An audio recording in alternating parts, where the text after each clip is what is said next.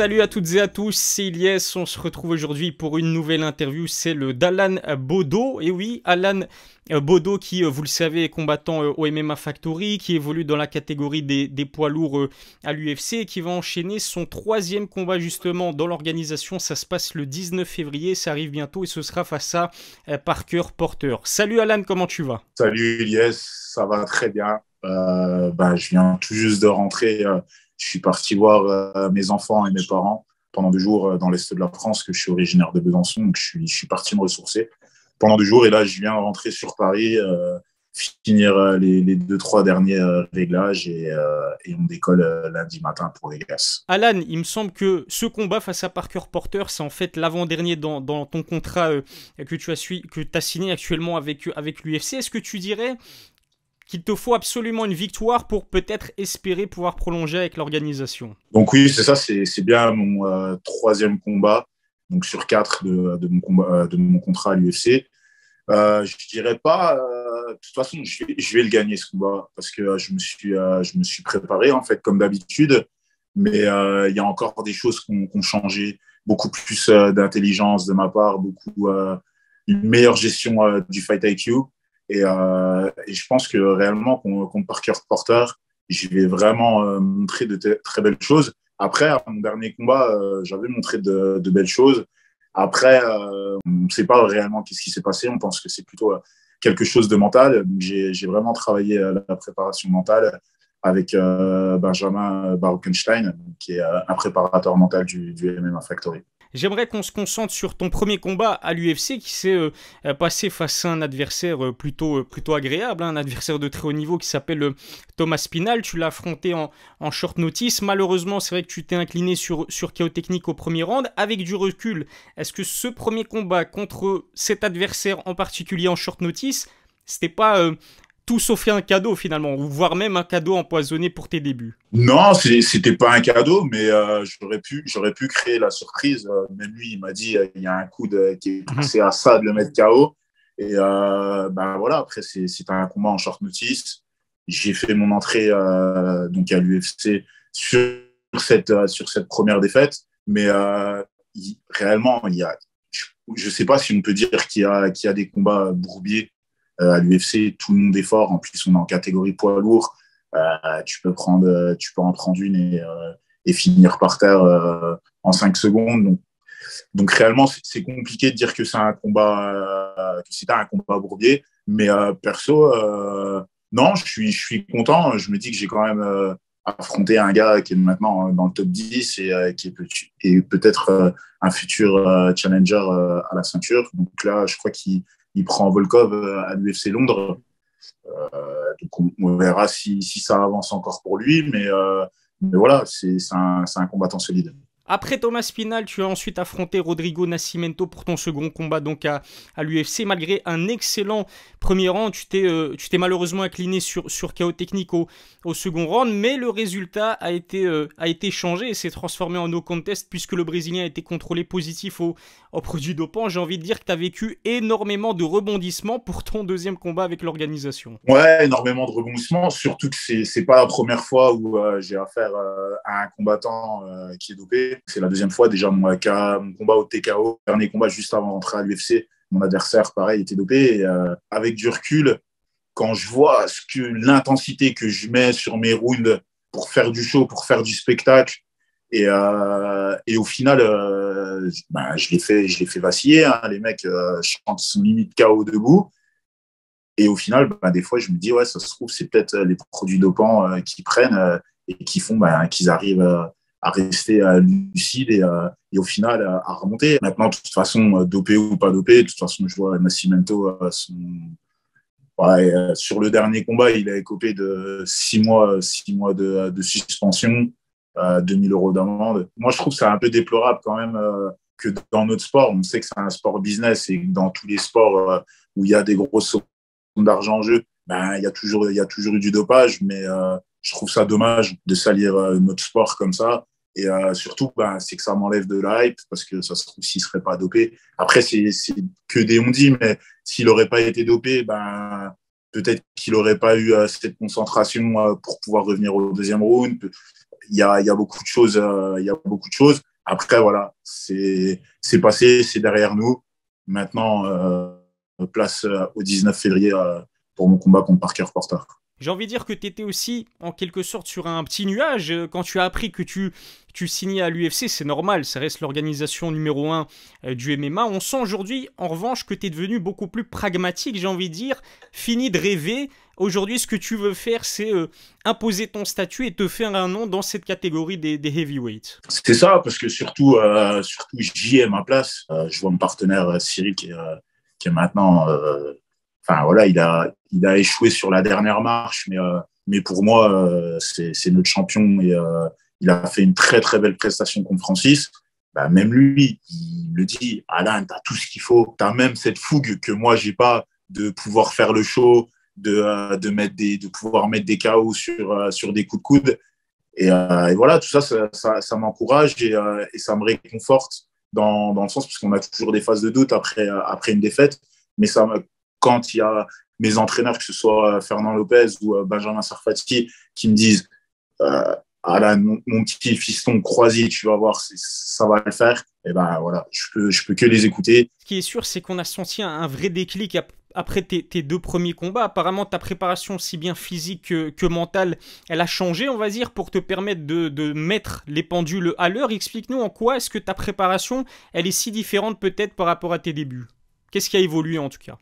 Ce qui a évolué, surtout, j'ai eu une bonne prépa physique, surtout donc, mon préparateur physique, Hugo Margotto, qui m'avait vraiment très, très bien préparé pour le combat contre Nascimento. Et en fait, on a gardé ce rythme-là. Donc, physiquement, je me sens vraiment bien. Et là, surtout, le travail qu'on a fait pour ce combat contre Parker Porter, c'est surtout d'avoir de l'intelligence et pas toujours partir en mode on met le curseur à 100% et on reste à 100% tout le temps. Donc, rajouter de l'intelligence au niveau du fight IQ. Donc, ça veut dire de pouvoir changer les intensités, se relâcher au maximum et montrer tout mon panel technique qu'on n'a peut-être pas vu au combat contre Nascimento parce que j'étais plutôt dans une rage, dans une rage et je voulais lui arracher la tête au premier round.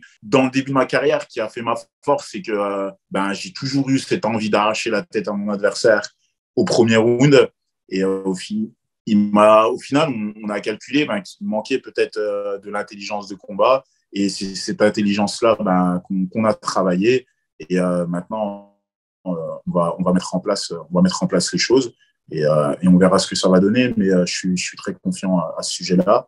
Et au niveau de la préparation mentale, c'est surtout le fait de pas lâcher, même si on prend des coups durs, même si notre sport il est dur, c'est de pas lâcher.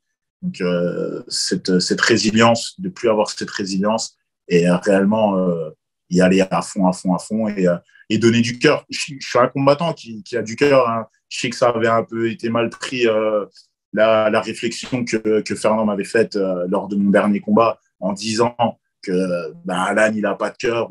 Moi j'ai compris parce que Fernand je sais comment le prendre et personnellement il n'a pas dit que j'avais pas de cœur, que j'avais rien à faire dans la cage et que j'étais une poule mouillée. Il n'a pas compris en fait pourquoi j'ai abandonné si vite alors que je gagnais au la main et que Nascimento pour moi était vachement prenable. Donc non, on a travaillé sur cette résilience et je pense que ça va le faire et on a fait un très très bon travail là-dessus. C'est pas un secret non plus, tu es le sparring partner de Cyril Gane, ou en tout cas vous êtes tous les deux des coéquipiers du MMA Factory. Comment est-ce que tu décrirais ta relation avec Bon Gamin, et est-ce que le fait que vous évoluiez finalement dans la même catégorie, dans la même organisation, ça a peut-être une sorte d'influence dans votre relation ou pas du tout? Ouais, c'est sûr que ça nous rapproche parce qu'à chaque fois, j'ai préparé beaucoup de camps avec lui. Cyril, c'est un peu la locomotive qui mène les petites voitures. Et moi, je suis une voiture et j'essaye de me mettre dans son sillage et aussi de grimper au top. Et après, je pense que y a plein de gens qui me disent ouais, mais comment vous allez faire? Vous allez devoir vous affronter un jour. Non, réellement, pour moi, c'est comme mon frère Cyril et je ne me vois vraiment pas l'affronter. Donc, moi, là-bas, je suis à 93 kilos. Mhm. Donc, si je viens grimper au top et si toutefois on me dit bah, il faut affronter Cyril, ouais, peut-être pour une ceinture et même, je pense qu'on ne le fera pas. Après, business, it's business, mais je pense que je peux descendre de catégorie. Et réellement, il y a assez de monde dans le rooster pour pouvoir s'esquiver jusqu'à indéfiniment. On sait que Cyril, c'est un combattant qui est plutôt calme, plutôt stratège. Je dis ça dans le bon sens du terme, bien évidemment. Pour ta part, je te trouve très agressif, très explosif, toujours dans le bon sens du terme, je te rassure. Alan, faut dire aussi que tu as enregistré quand même 6 KO pour tes 6 premiers combats de MMA. Tu es vraiment un combattant divertissant, que tu gagnes ou que tu perdes. C'est ce qui fait ma force et en fait, c'est quelque chose qu'on ne veut pas changer. On veut garder ce Alan divertissant, ce Alan qui fait que bah, les foules elles se lèvent de leur chaise à la maison ou même dans un stade.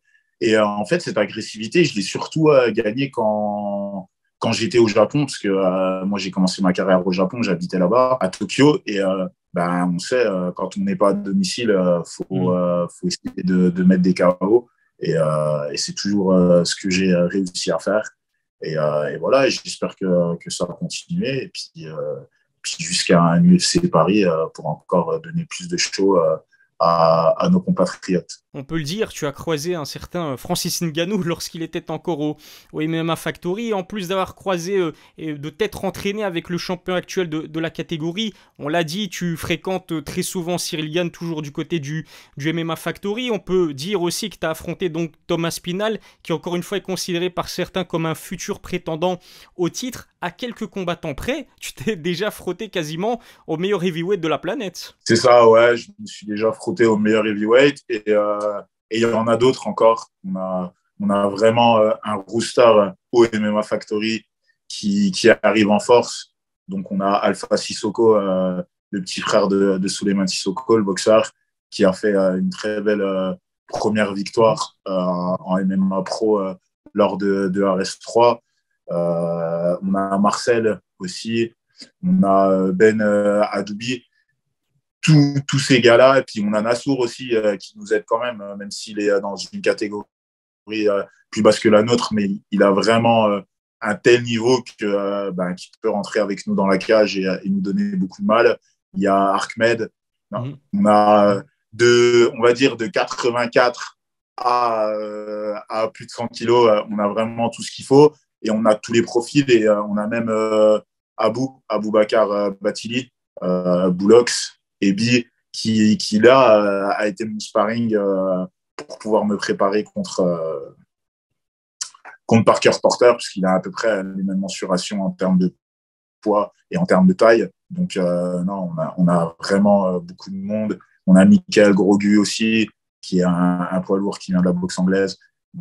Et il y en a peut-être encore que j'oublie, parce que c'est vrai que là, mon camp, on a fait, chez nous, on fait des cellules donc, pour avoir un peu plus de tranquillité et surtout avec le Covid pour ne pas être contaminé. À quoi est-ce qu'on peut s'attendre justement de ta part face à cet adversaire le 19 février, un adversaire qui reste quand même sur 2 victoires consécutives sur décision? Parker Porter, c'est un gars qui est, comment dire, je pense que c'est un diesel, mais il reste constant et on va essayer de toujours être une vitesse au-dessus de lui et voilà, et de mener le combat. Après, je ne voudrais pas émettre de pronostic parce que le combat, que ce soit un KO, une soumission ou même à la décision, c'est une victoire qui sera importante pour moi. Après, si c'est un KO, c'est encore mieux parce que je marquerai plus les esprits. Mais juste la victoire, voilà. Le but, c'est qu'on lève mon bras et d'enfin enlever cette série de rouge et mettre une série de vert sur mon palmarès. C'est ce qu'on te souhaite. En tout cas, encore une fois, un grand merci à toi d'avoir répondu à mes questions. Je sais que c'est jamais évident de consacrer du temps à une interview à une semaine de son combat. Je te remercie et je te souhaite bien évidemment la victoire face à Parker Porter. Merci beaucoup, Ilyes. Et le travail que tu fais aussi est très important parce que, voilà, comme on dit, il y a toujours des hommes de l'ombre, des hommes qui vont chercher les infos, qui n'hésitent pas venir nous interviewer. Et si vous êtes là, si vous n'êtes pas là, excuse-moi, pour pouvoir retransmettre toutes ces informations et tous nos ressentis post-combat et pré-combat, c'est compliqué. Donc, merci de nous faire vivre et de partager ce qu'on ressent. Un grand merci, ça me touche énormément. Encore une fois, je te souhaite vraiment beaucoup de succès pour la suite de ta carrière à l'UFC. On aura l'occasion de discuter une prochaine fois. Prends soin de toi et à la prochaine.